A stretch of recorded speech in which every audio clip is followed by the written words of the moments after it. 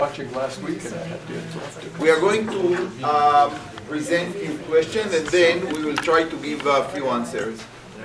I believe that this is one of the shurim that are really like big chidush. So I need your input and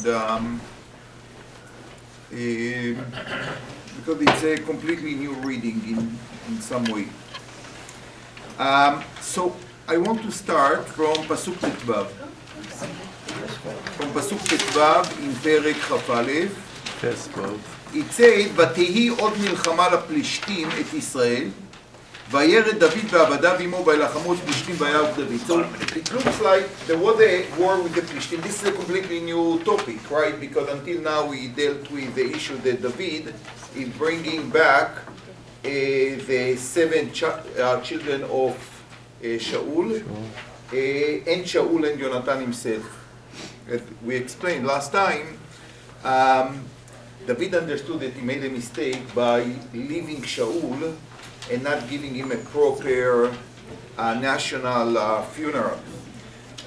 We finished with this one, and as I explained, all the commentators say that from now on we have a count of the old wars of David with the Plishtim. ותהי עוד מלחמה לפלישתים את ישראל וירד דוד ועבדיו עמו. So David is going to a war with his עבדים, וילחמו את פלישתים ויהרוג דוד. David became very very tired from this war. וישבי בנו אשר בילידי ערפה, a person by the name Yishbi, unusual, not, for us it's like extra large. No, this was like extra large. משקל קינו 300 משקל, his weapon, his spear was like humongous. והוא חגור חדשה, ויאמר להכות את דוד. ויעזור לו אבישי בן צרויה, he helped David. What happened to Abishai? It's not happening now, obviously. Why? Because what happened to Abishai? Nebuch, he was killed, right? Already.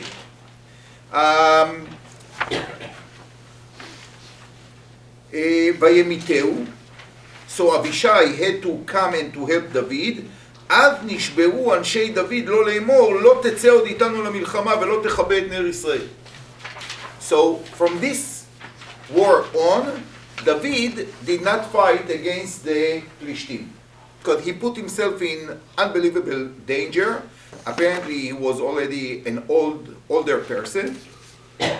Now, remember when we met David fighting with Plishtim? Yeah. What was his first war against the Plishtim? The war with Goliath.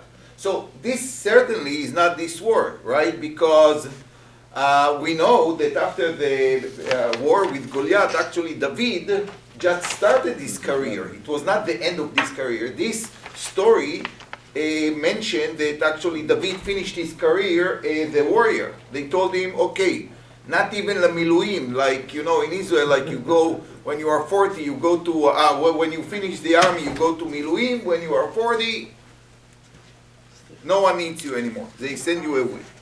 So, ויהי אחרי כן, ותהי עוד המלחמה בינו ועם פלישתים. Now, as I mentioned the last time, this word, ויהי אחרי כן, is not mentioned anymore. In other words, clearly this story happened after the previous story. ויהי אחרי כן, ותהי עוד המלחמה בגוב עם פלישתים, אז היכה סיבחי החושתי, one of the warriors of David, את סף, אשר בילידי הרפה. So there was another warrior, a Palestinian warrior by the name Saf, and who hit him סיבחי החושתי. This is the second war with the Plishtim. ותהי עוד המלחמה, and this is the most interesting פסוק, בגוב עם פלישתים, ויח אלחנן בן יערי הורגים בית הלחמי את גוליית הגיתי ועץ חניתו כמנור הורגים. Now this is really interesting because this war, like there are some hints or more than that that link it to the famous story about David and Goliath. Number one, as you mentioned before, Beit Alachmi, the name of Goliath. Number two. Number three, Ve'etz chanito kimnor orgim, it actually mentioned in Shmuel Aleph that indeed that was the equipment that he carried to the war. So three things which are which fit what we know about the war between David and Goliath. But the major issue is it's not David who hit him. Who is it? It's a person by the name Elchanan ben Yaarei Orgim. And he came from Beit Lechem. Okay, there were more than one family in Beit Lechem, but it's certainly not David, or at least it looks like it was not David. Let's skip this one because this will be like a major part of our discussion today.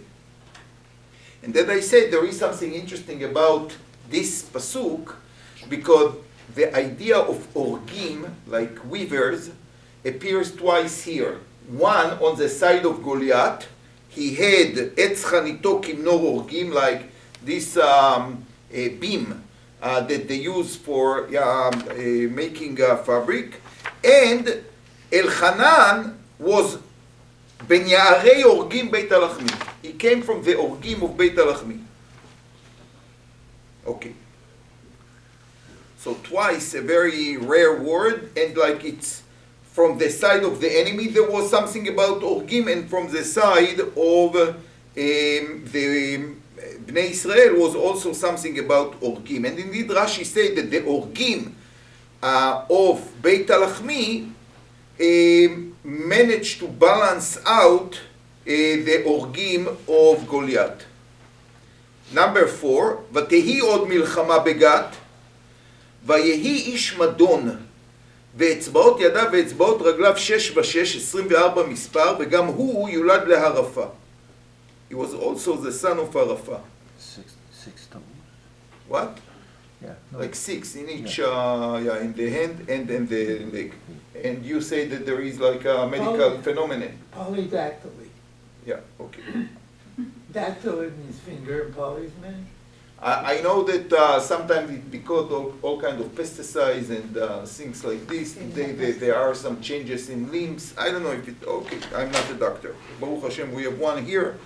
ויחרף את ישראל, I'm sorry? One doctor's enough. Yeah, okay, ויחרף את ישראל, ויכהו יונתן בן שמעה אחי דוד. So the first one, who was Ish Madon, was hit by the brother of David, Shim'ah. And the last pasuk, which is also might start to shed light about the whole story, את ארבעת אלה יולדו להרפה בגת, a lady by the name הרפה בגת, ויפלו ביד דוד וביד עבדיו. So all the 4 people who were, as we are going to see, apparently extraordinary people, for sure the last one, a person who is like 6 and 6, something that is abnormal. All these 4, Ishbi, Saf, Goliath, and this Ish Madon, יולדו להרפה בגת. They were the children of Harafa. Yes. Pasuk Chav, they translate in English Orpa. Okay, we will get there. Let's go. As I said, I think that I know most of the Chazal, although you actually opened my eye to something that I didn't know last week. But my reading is innocent. I try not to be biased by Chazal. Not because I don't think they knew much better than us how to read the Tanakh, and we are going to see it. But you know to appreciate, you know what's the problem? I'll tell you what is the problem that I see, especially in the more religious schools. I do believe if I could go from one school to another, I would ban teaching Torah with Rashi. I think it's a terrible thing. It's a terrible thing. Because you know what we teach the kids? To believe in nonsense, in things that never existed. Rashi had the reason why he put a perush in a certain way, or Chazal in a certain way. But we stop the process of thinking. That's what's happening. You ask children like that already, like, you know, when they read a story in English, they start to think about it, about the meaning, about the development of the figures in the story. We infantilize, Yeah. like the kids. They stop thinking because Chazal come with all kind of unbelievable stories, and they say to them, now when they are kids they can't believe it, when they are growing they cannot believe it, and they shouldn't believe it, and they never thought about what the Torah is actually telling us. It's a terrible thing. I can give you like so many examples. Avraham Avinu that we read in this parsha is the first of all. You know, the pshat, read the pshat in the psukim. Don't go to all the midrashim and Abraham was thrown to Kibshan Aish. Now, I'm not saying that it's not true. I spoke about it many, many times. But this is so unintelligent. Because really, if you want students to understand the connection between one story to another, they must ask themselves, or the Rebbe, instead of telling them that Abraham was thrown to Kibshan Aish, he should think why Abraham had to leave Haran and to go to Eretz Canaan. Why Abraham went to Mitzrayim? Like this kind of question that will start developing the mind, the imagination of students, and then they will understand why Chazal had to explain it in a certain way. But if you don't understand, if you have this gap between the real story and what Chazal tried to instill into the story, you ruin the teaching of Tanakh, you ruin the teaching of Torah. And I'm telling you, the people, you have, sometimes I hear like in Bar Mitzvot or like Divrei Torah, and I say to myself, it's so immature, and okay, if a boy like 8 years old say it, fine, I have no problem, but like sometimes you hear it from people 40 years old and it's so unintelligent. What do they think, that the Torah is happening in a Alice in Wonderland, like a place that never existed, with no people, with no interaction? It's a terrible thing. It's a terrible thing. We kill ourselves, we kill it. For a good reason, for good intentions. We don't teach them the Tanakh properly. That's my opinion. And you know what? I wish I could have more influence. Unfortunately, even the schools that actually already develop some appreciation to thinking, to critical thinking, they also now bring the Rashi. I can't even explain enough how much it's painful, because I'm a victim of this system. I started to learn Tanakh when I was in my 50s. It's a terrible thing. And it's the first time that things started to make sense to me. So maybe here and there I have a question, I have like something that I don't understand b'chadal, but that it was so many of my friends who will never understand Tanakh, unfortunately. Never. Because we were destroyed in a very young age. It comes from a very painful point. We were destroyed when we were young, for good intentions. But it's not intelligent where people, we live in a world, we have to understand that Avraham Avinu had the serious issues, had the Yerida LeMitzrayim happened with a certain commitment that he made to his brother, but we don't teach it. We don't teach it. We don't teach it. Anyway, why am I saying that? Because now I really want to be free from Chazal for a few moments. I want to read the story as it is, and then we will see why Chazal, who were exactly at the same point, confused by everything here, came with their ideas. They were much more knowledgeable than us, and they knew how to incorporate it to a beautiful painting. But first, you have to understand their difficulties. So, number one, as I said, the order of the stories is very mixed up. Actually, apparently, the last war appears here the first. Because the last war, that David from there on did not participate with the wars of the Plishtim, appears first. The last pasuk it actually give us a hint what's going on here. That indeed it's not chronological. But there was a family of 4 brothers, I know it from the last pasuk, who each one of them was a warrior, apparently unusual family in the sight of the people, because read it. One like with 24 fingers, the other one is like menor orgim, the chanit was like menor orgim, something huge, so he must be huge. And the other one was, who is the first one? The first one is on Zeishbi. So 3 of them clearly are unusual people in terms, like physical, the physical characters. They were unusual people. And they all were children to one mother. So we have a family of Gullivers, of huge people. So you know what? It might be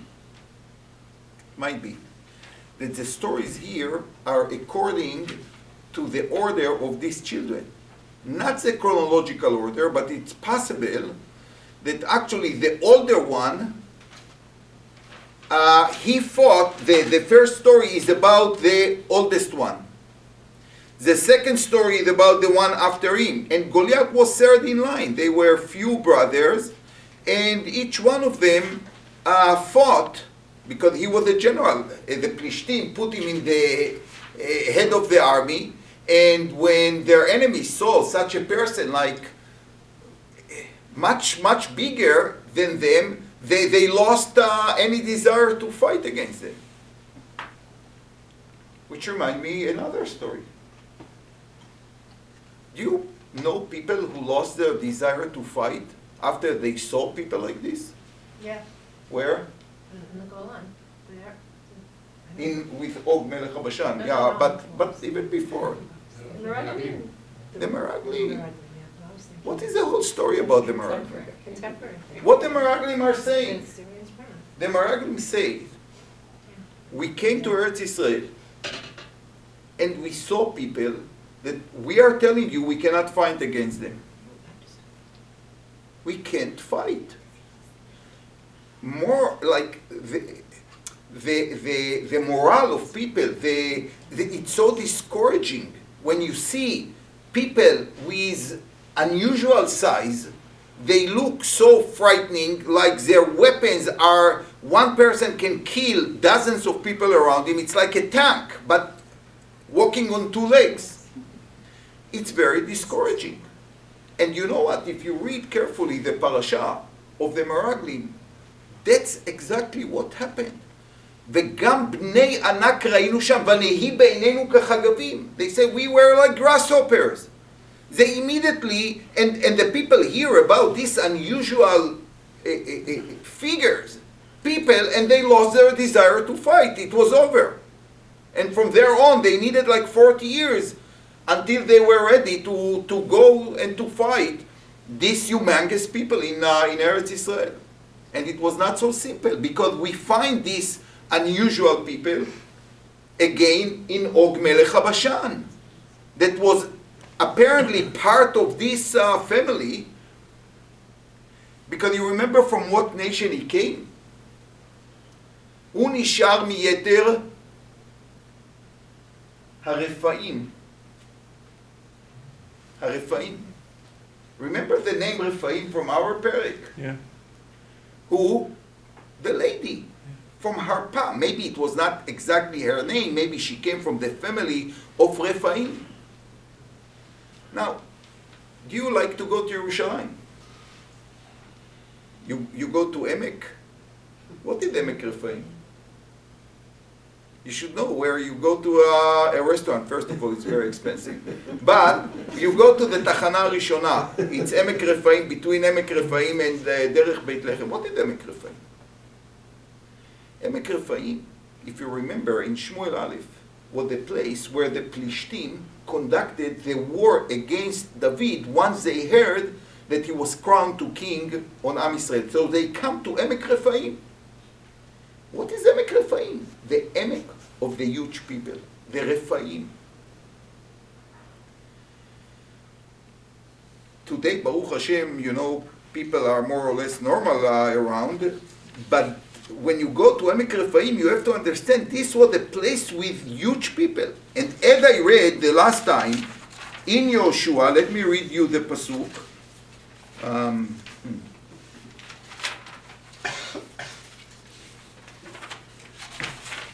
remember where. In Yoshua, where was it? Yeah, I'll read it from this. I think I gave it like separately, right?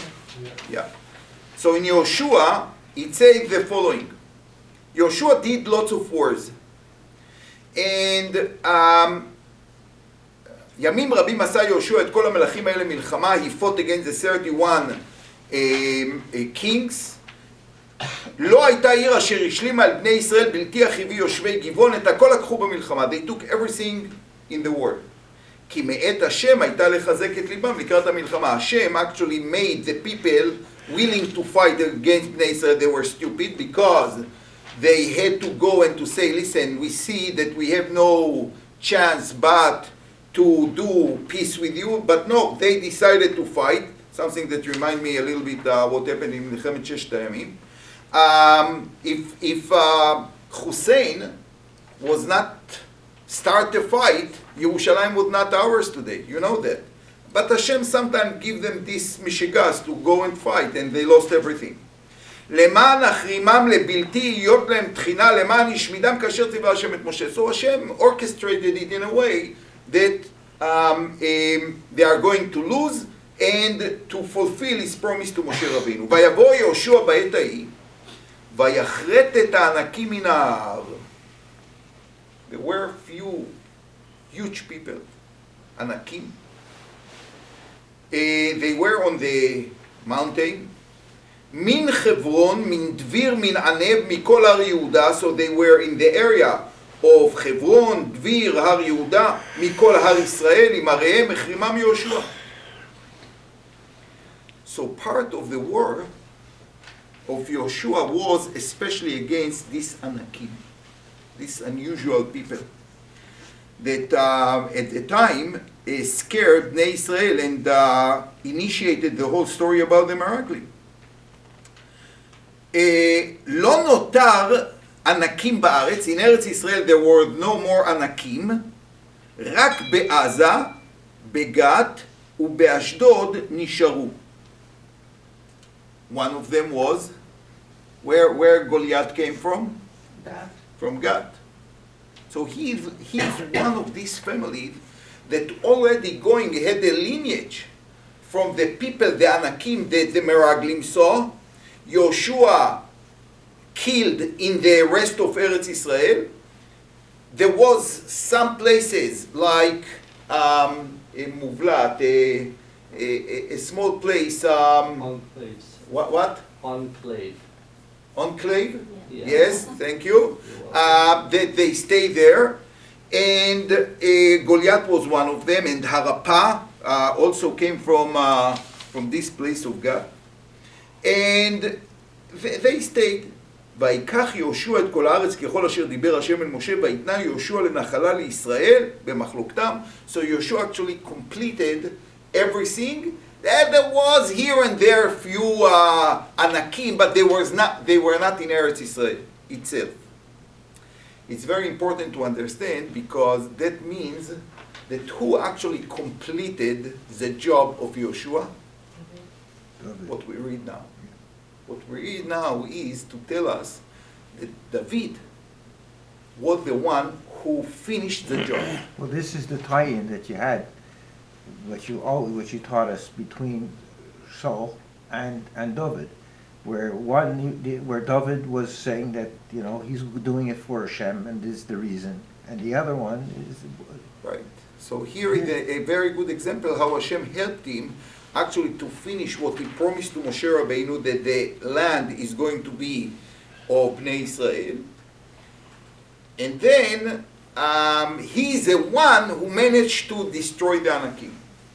Because I have to say, when you tell today like the stories about the Anakim, it looks very unreal. Like even, I would say, even a little bit embarrassing, like you really believe in this kind of people? The answer is yes, they are not here anymore because David killed them, but there were unusual people in Eretz Israel when they came, and they scared the people around. By the way, you know, there is a story, for example, for the Meraglim, they are going to bring the grapes from Hebron. So, what is the story? Two people are putting like one cluster on a stick and they bring it to the Machane. I go sometimes to Costco, to Copa, to here. Did you ever see something like strange as this one, like a cluster of grapes that two people has to carry? The only place that you can find them is like on the cabs in Israel of Misrad HaTayarut. You see like, you know, this is the semel of Misrad HaTayarut, but you don't find them elsewhere. Even in Eretz Israel, I was many, many times around Hebron, you can't see anything like this. And indeed, Chachamim say that they choose it for this purpose. They came back to the people and say, did you ever see anything like this? It's impossible. And you should know, these grapes are for the kind of people who live in Eretz Israel. And when they saw the Anavim, they said, crazy, this is not the land for us. And maybe we will talk about it, why indeed in Eretz Israel they were this kind of people and this kind of fruits at the time. But you have to understand, like we are missing it because today it's not around, but it is possible that there was some will call it like a genetic mutation or deficient. I don't know what, but there was something unusual about some people, especially from the Rephaim, that scared the people around them. So I want to go indeed to the story about the war against Goliath. So let's summarize what we saw so far. The purpose of this parak is to say David and his people managed to defeat the last remnant of the Anakim in Eretz Israel. This was the end of Kibush Haaretz, basically, which is important. But what is the story with this Goliath? As I said, now I'm going to tell you what Chazal say, and only if it agreed more or less with the pshat, because otherwise, there are many people who will explain it. I try really to stick to the pshat and to the real understanding. So in this story, who is hitting Goliath? Too many papers here. Who is hitting Goliath? It's what is his name? Elchanan. Rashi said, Elchanan is David. Elchanan is David. I want to say something about the names in the Tanakh. Many times, the names in the Tanakh are more than a name. It's just like to call a certain person with a certain name. It gives you kind of, the name shows something about the character. We know it from the very beginning, Adam, from Adama, Chava, from Chaim. The issue of naming in the Tanakh is very interesting. It is much more than just like a way to communicate with, hey, Moshe, hey, Moshe. It's something to tell about the person himself. So let's take, for example, Moshe Rabbeinu. Moshe Rabbeinu, when he was born, I'm sure that Yocheved, or in the hospital, they put on his arm not a label of Moshe. Moshe was later, like he was already 3 months, and the Bat Paro found him, and she called him Moshe. So what was he before Moshe? Avigdor, the one Perush is Avigdor, right? Like there are all kinds of possible names, which means he might have a name, a Jewish name, at this point, but the Torah give names which more describe the character, because the characters of the Torah in the Tanakh are eternal. They are not coming to tell me a story, a local story. It's stories for life, for eternity. So it must encapsulate the character of the person much more than just the name that he was given.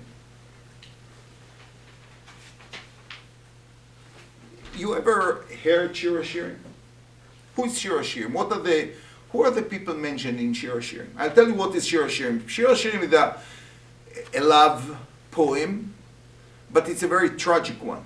It's a person who is looking for the love of his life, and it almost happened, and then he disappears. They never materialize the love of the man and the woman. It's a very sad love story, by the way, unfulfilled love. Who wrote it? We know that it's Shlomo HaMelech. How do we know it? Because in few places he say, כרם היה לשלמה בבעל עמון, אני not קהלת, the name שלמה, שיר השירים אשר לשלמה, ישכן עם נשיקות פיהו, etc., etc. So Shlomo wrote it. Who is the main character of the story? It's not Shlomo. Who is the main character? Actually, he doesn't have a name. The uncle. Most of Shir HaShirim is actually, that's the topic of Shir HaShirim, is the love between the young woman and the dod, and the uncle. Eventually, this love is not materialized. So who is bringing this young lady to the house of his mother, אביותי ואל חדר אמי, אל בית אמי, אל חדר אורתי? It's Shlomo. Now, Rabbi Akiva, for example, say Shir HaShirim Kodesh Kodashim, and our scholar apparently take it too seriously, and he translates the whole story about Hashem and Bnei Israel. But you have to understand, really, the story is indeed something very much like what happened at the time of Shlomo and David. David tried to bring God into Beit HaMikdash, and Hashem doesn't let him to do it. The element of unfulfilled love is actually the story between David and God. He write Tehillim, he do all kind of things, he prepare Beit HaMikdash, but Hashem never gave him the opportunity to fulfill this love that he had to Hashem.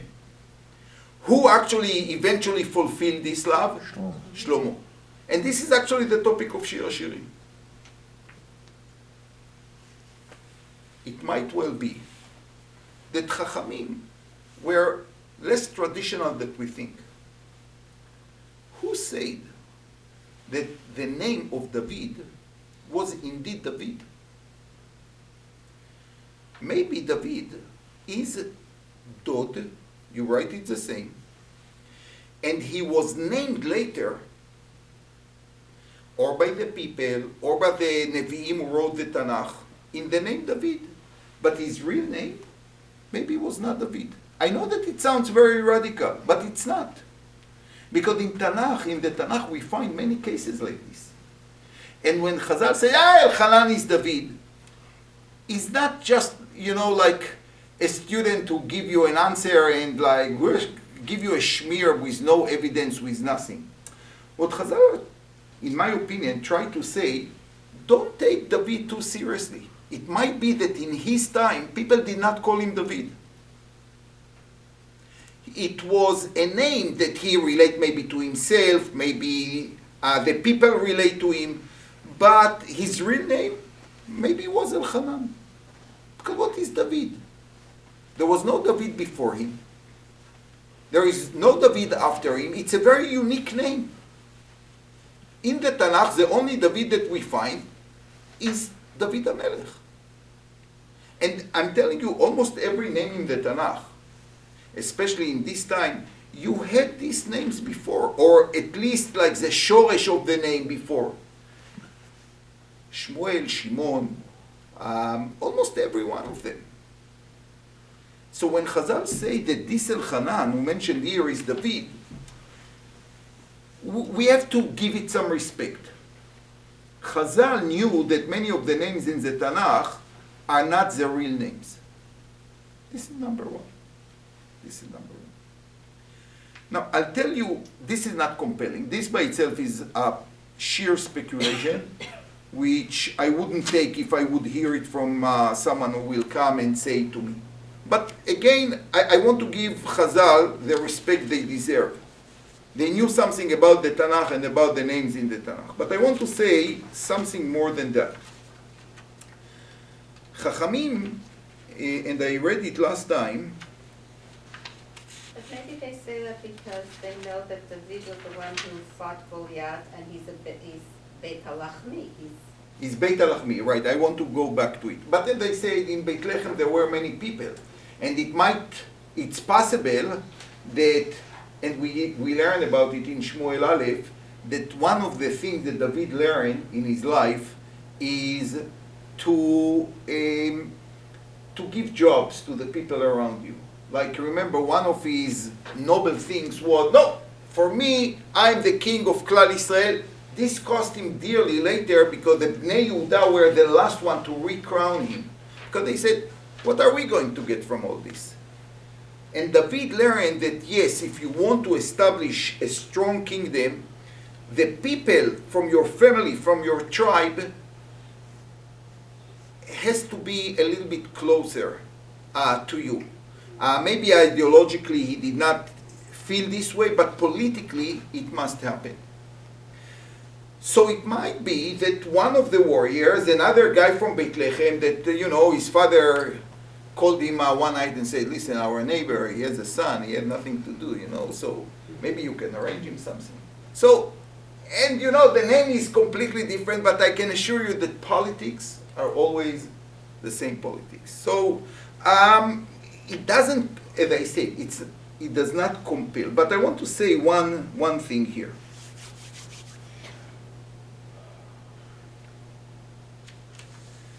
ויחל חנן בן יערי הורגי בית הלחמי את גוליית הגיתי. What is Ben Yari? What is Ben Yari? A person from the forest, something like this. Yeah, right? Ben Yari, Beit HaLachmi. חנן בן יערי.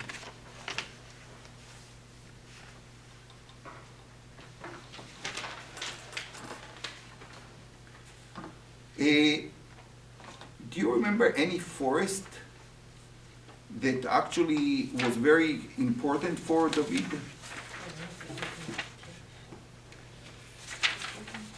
I remember that I wrote it somewhere. Wait a second, where is it? Yeah. I want you to read Perek Kuf Lamed Bet with me. It's in this page, like the separate page. I'm sorry for the balagan with the pages, but it took me to go from one place to another. It was not easy. We don't have it. You have this one? No? Just 2 copies. That's it? No, that's impossible. Here you have as many as you want. What are you talking about? Okay. Here we have a few. By magic, we now have 5 copies. Yeah. No, more.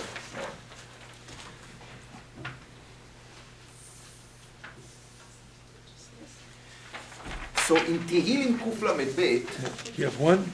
David HaMelech is talking about his yearning to build Beit HaMikdash. You know it.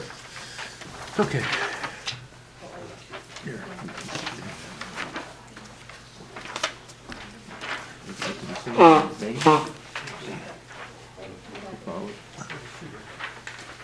What pasuk? I start from the beginning. Tehillim Kuf Lamed Bet is the last source on the second part. Okay? Tehillim Kuf Lamed Bet. So David HaMelech, in this chapter of Tehillim, said, I cannot actually go to sleep before I commit myself again and again to the building of Beit HaMikdash. I shall not give sleep to my eyes, nor slumber to my pupils. עד אמצא מקום להשם, משכנות לאוויר יעקב. Until I'm going to find a place of dwelling to Hashem, to the God of Jacob. And we know that it's very true. David HaMelech all his life thought about building Beit HaMikdash in Yerushalayim. Hashem did not let him do it, but he was completely obsessed with it. Now listen to the next pasuk. הנה ישמענוע באפרתה. We heard about it in Efrat.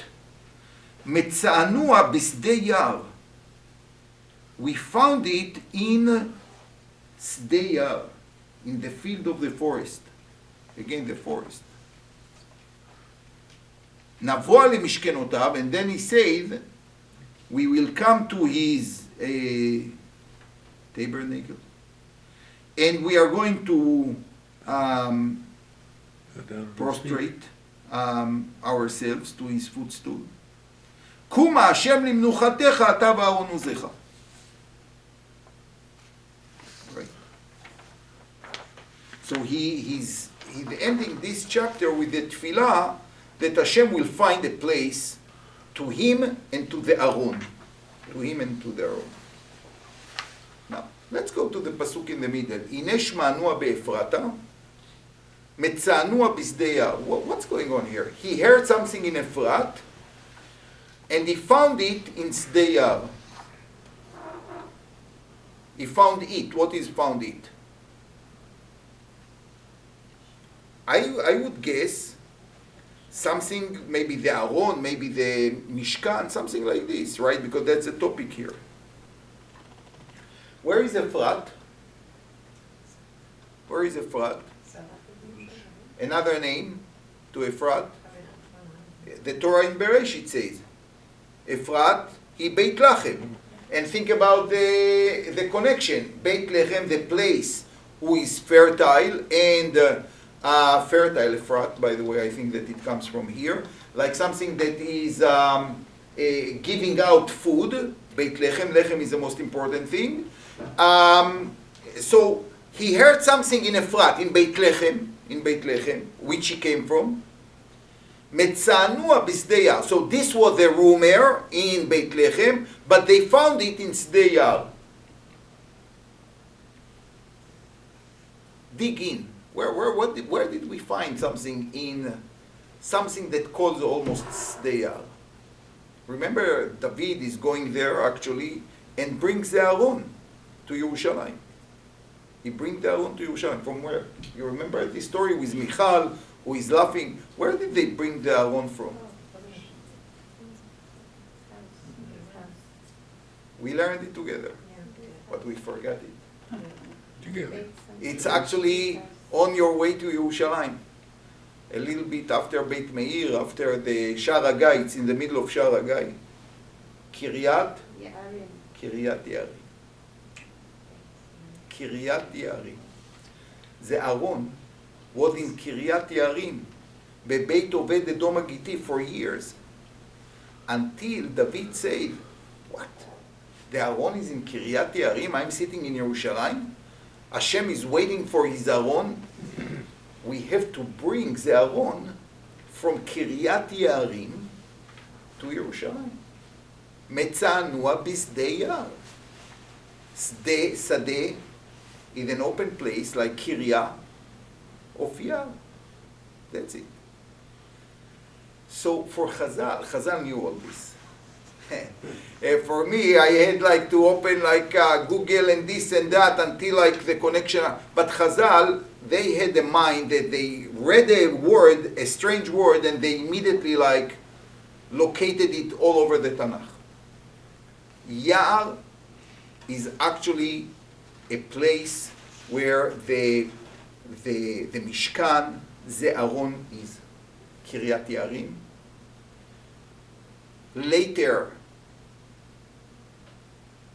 it said that when the Goyim destroyed Beit HaMikdash, they actually destroyed Ya'ar HaLevanon. For some reason, the place of the Mishkan is called Ya'ar HaLevanon. I could not find explanation to this. I'm still working on it. But certainly the Ya'ar is a place where you have, you know what, now I think maybe the Eitzim, the Krashim to the Mishkan reminds like a Ya'ar, right? We think about Ya'ar just like, these cedars but Ya'ar might be the Krashim of the Mishkan. They were very impressive Krashim, and it looks like Ya'ar. Maybe, I don't know, interesting. Also they brought wood from Lebanon for Beit HaMikdash. Nachon. So maybe, Connection. right, like No, the I know product that, of yeah. Ya'ar. The product of Ya'ar Is was the Mishkan and Beit HaMikdash. Later, even in the time of Shlomo, he brought all the Eitzim from Ya'ar HaLevanon Right. He brought them to Beit HaMikdash, so maybe that's why it's Yar. As I give the shiur, it comes to my mind that maybe there is something about the impressive, magnificent woods that were brought to Beit HaMikdash. So let's go now to the pasuk that we had so many troubles with. What does it say? It says, ותהי עוד המלחמה בגוב עם פלישתים, ויח אלחנן בן יערי הורגים בית הלחמי את גוליית הגיתי. Who was the person who was like the son of the Yar? A person with a very great connection, like a son to the Yar. I think that Chachamim saw it an allegoric name of David for a good reason. All these fights, everything was about the Yar, about bringing the Shechina of Hashem. Do you remember where Shaul took the head of Goliath? Remember we talked about this one? He took it to Yerushalayim. After he chopped the head, he took it to Yerushalayim. And we explained that he could not take it to Yerushalayim because the Yerushalayim at the time was not like an open city, and it belonged to the Yevusi. It took him another 12 or 13 years to conquer the city. But we explained he kept it somewhere until he will have the opportunity to come to Yerushalayim. And the minhag was that you show that God is victorious when you take the arch enemy and bring him, or what left from him, to the Beit HaMikdash. That's why he took the Cherev of Goliath, he put it in the Mishkan. Remember in Nov, that's initiated the whole story with Shaul. Yerushalayim was the Yar, and Yerushalayim were on the mind of David all the time. So I think that when Chazal read it, so you see, if you go to the Cheder and tell them that you killed this pasuk completely, you killed it. Because what's the connection, Elchanan ben Yari? And you know what? I know students who went to like good schools like Harvard, and they took courses in Tanakh, and they became such epicurists. And you know what? I don't blame their professors in Harvard. I blame their rabbis. Because at a certain point in your life, you have to depart from the stories of the Cheder and tell the students, listen, the Tanakh is not a simple text. You have to understand what are the questions, what are the problems. Here are why Chazal came to this conclusion. And then you have a weapon against what you are taught in the secular world. Because the scientific world cannot take this, I'm sorry, kind of garbage. If you don't see where it comes from, it's nothing. It's rubbish, it's nothing. Chazal worked so hard to find the meaning inside everything. And they worked so hard, and we are just giving it to the students when they don't understand why Elchanan, Ya'arei Orgi, might be David HaMelech. There is a connection, but you have to expose them to it. That's sad. Because then they hear, they go to university, and what do they hear? That, actually there are two sources, one related to David HaMelech and the other one, and here the Tanakh itself. And you know what people say? We never learned this. So apparently someone tried to hide it from us. And they indeed tried to hide it from them. Yes? I mean, is it impossible, this is a leading question, is it impossible to say that Tanakh, whoever wrote this, wrote the story, but it happened quite a long time before that, and someone comes along afterwards and says, well, that's not how I understood what really happened. Like, I know it was Beit Lechem, there's a lot of similarities, but it wasn't really David, it was really his brother, and it was really, this and that did it. And Chazal, because they appreciated the truth so much, who wrote it, didn't want to discount this other opinion, even though it might not be accurate. So they put it in at the end and said, look, here's the way we got the story, but some people said it was like this. I don't dismiss this That's so idea. terrible. Like, I don't know why that's so terrible. Did you read the book of Professor Kugel from? Yeah. So even in modern orthodoxy, and I believe that at the end we live in a generation that people open books and they are more open to hear things which 200 years ago, no one could listen and, to stay the same because it was under the threat of like the Enlightenment movement. That, I don't dismiss it. I don't. But I find it very difficult to teach Tanakh today the same way that Tanakh was taught 300 years ago before like people questioned everything. That's, I find a very bad attempt to deal with difficulties. And there are difficulties, and there is nothing bad about difficulties if you teach it honestly. Honesty is the main key here. We have to teach it honestly. And again, you can teach it honestly and to keep mamash step by Chazal. But it's not to take the final product and to throw it to the student in his face. It's to explain how we got there. What forced us to get there. And you know what? Belechisha, it's like halacha ve'in morinken. We have the same idea in the halachic world. Halacha ve'in morinken. This is halacha. But the rabbi is not allowed to say this is halacha. Well, what does that mean? It means that certain things can be said from a rebbe to his student. You cannot publish them in public. And I will have no problem if people will say, you know what, it's also possible. And listen, it's not me and you are talking about it, it's possible. We are talking about the Rishonim, some of the Gdolim. But, to the public it might be dangerous, and therefore it has to be said in small form, to people who are not going to be struck by truths like this. Because we can live, intelligent people live with many doubts. That's the truth. We don't live in a world free and innocent of any doubt. That's the nature of the world. Hashem created a complicated world in terms of understanding the physics and the biology and the chemistry of the world and the philosophy of the world. There is nothing so bad about it. We don't have to be afraid of it. That we call Olam HaEmet. One day Hashem will tell us all the secrets. It's not going to be here. It's going to be in another place. We can wait, and we should wait as much as we can.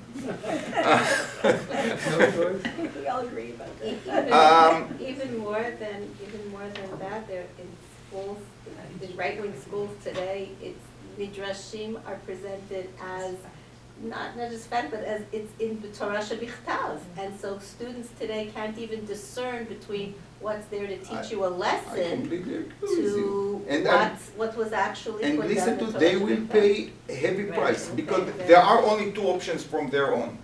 Or to build kind of fantasy around you for the rest of your life, or one day to hit the real world and then to Lose it all. might happen. Yeah, It's a very much Alice in Wonderland presentation to kids today, and big kids, and mamasha, you hear kids. I'm telling saying you, it sometimes when I hear, I can't believe it myself. I hear Divrei Torah, people say it in such seriousness, and wow, these are intelligent people. Some of them are lamdanim. When it comes to the Gemara and the Rishonim and the Achronim, they are fantastic lamdanim. But in something as simple as this, they fail like flies. They don't develop the same critical tools. Yeah. It's very sad. Okay, now I want to talk about Harappa. Where it all comes from. This story about the Anakim. I actually want another 15 minutes next week to talk about the whole concept of Anakim. These unusual people. Because actually I think, and I say the words I think, because I cannot really link it strongly, but I have a very strong feeling that the concept of Anakim started quite after the creation. There is a story in the end of Sefer Bereshit about Bnei Elokim that come and take women mikol asher chafatzu. And you know what? I just realized today, this morning, that Rashi himself said that the Giborim are the Anakim. When it said by, thank you very much. So this strange story of Bnei Elohim who come and take women and have unusual children appears in the end of Parashat Bereshit, and actually it's one of the reasons why Hashem destroyed the world, because he could not take it, that people, which Bnei Elohim does not mean angels, it apparently were like the important people who had control over their area, because you have to understand from the end of Parashat Bereshit, like Parashat Bereshit until almost the end, describe the creation of the world, the physical world. From there on, the Torah is dealing with the formation of society. What happened to society? Because basically, Hashem finished the world, and now society shaped it. And this is a story about the Mabules, the story about Dora Palaga, about the job of Avraham Avinu and the Jewish people, like to change society. That's how we become part of creation of God. So it says here, in the end of Bereshit,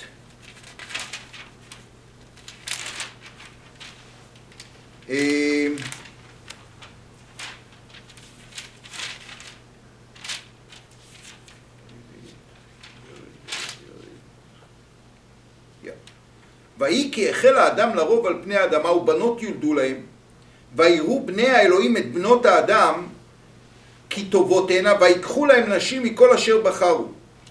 At the end it says, וגם אחרי כן אשר יבואו בני האלוהים אל בנות האדם וילדו להם, הם הגיבורים אשר מעולם. These are the strong people. Who are the strong people? So, the strong people say, it's not Rashi here, are the people, אשר יבואו, Rashi here said, היו יולדות ענקים כמותם.